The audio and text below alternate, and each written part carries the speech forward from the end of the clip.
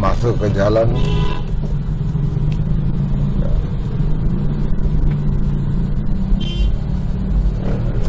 Pelantikan 1. Ini adalah Jalan Pelantikan 1.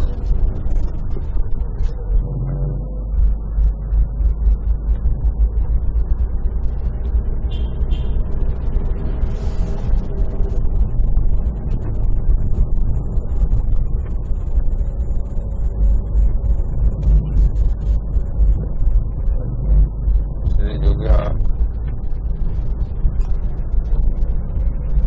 ada sekolah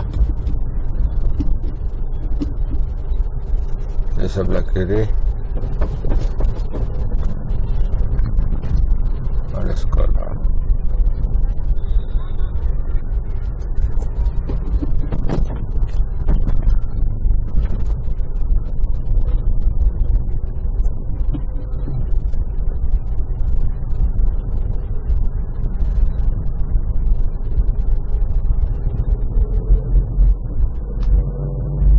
Ini masih Jalan Pelantikan 1.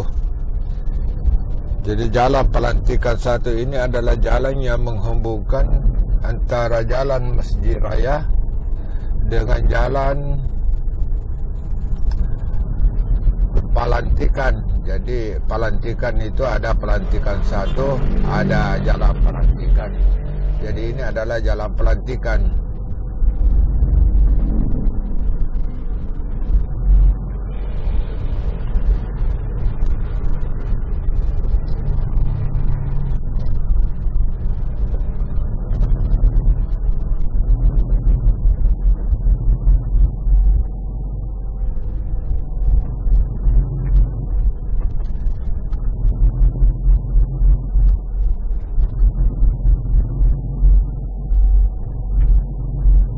Ini adalah pertemuan antara Jalan Pelantikan 1 dengan Jalan Pelantikan.